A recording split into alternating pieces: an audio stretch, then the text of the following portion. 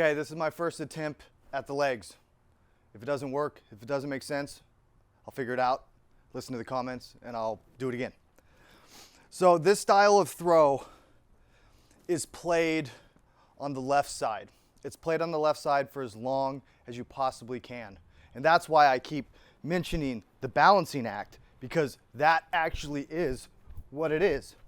I am on the ball of my foot with a lot of pressure right there. It is a reach. It is a reach, explode. Everything is here. I feel 90% of the weight right here. When you're coming back in your last step, putting like 90 to 95% of your body weight onto your left leg will generate a lot more power when you're coming through. You're gonna be coming from your left leg into the shot, and all that body weight that you're... The next thing you have to consider, and why this is so important, is the initiation of the double move. It starts before the foot lands. Once it starts initiating, just watch the upper body, just watch the double move.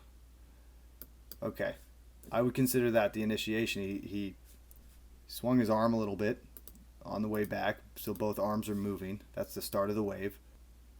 Foot has not fully touched yet, and he started that initiation, that wave, and his arm is, his left arm's already below this arm.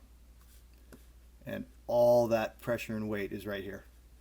And he's just reaching. Leg buckles, transfers the weight right into this leg. And because he reached and stayed on the back, you'll notice that the brace, it just creates that where his leg is so far forward, pushing him straight up. It's going straight into his body, straight up. He's not over this at all. His hat is. Tip of his hat looks like it's lined up right with the knee. Is if you do it this way and you wait till the last second to brace, you don't have to think about the brace at that point. Like Eagle McMahon says, don't focus on turning on the toe or the heel. Just let it happen naturally. Because when you do it this way, you have to brace. You'll feel it like, oh, that's a brace. That's what it feels like. So if you're just going out to the field and planning doing this, don't do that. It's going to come naturally. So that means that you cannot properly do the double move unless you initiate it in that way. If you do not balance the whole time and you kind of step and the weight just already goes, I can already feel pressure on my knee that doesn't feel good. The weight is now braced properly into this perpendicular leg. I have used the strength of this push and this leverage to just constantly turn the hips. I don't turn the hips with the hips. This is a very powerful hip turn that you can't do with just your hips. The weight's there, weight's here, but as you can see, I'm back or straight up. That's that perpendicular. The weight pushes into the side, kind of pushes out a little bit, but you feel so much right here on this thigh. And he is nowhere near over his knee. He is straight up. Ezra has the most effortless form I've ever seen. It's ridiculous. Looks like he doesn't even try. It literally looks like he doesn't try. Wow. You don't feel satisfied until it looks exactly like this. I'm talking the exact angle of the body, because you can really feel how it doesn't affect your knee when you do this.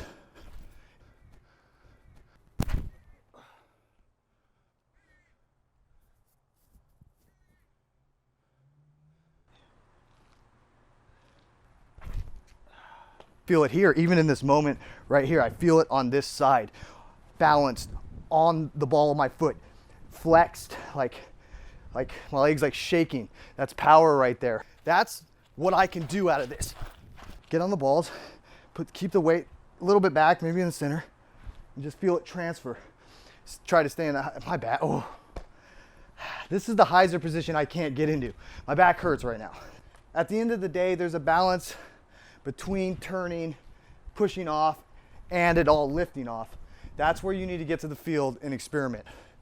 It's a feel-oriented move. It's a, can you leverage that back leg? Can you balance and then explode?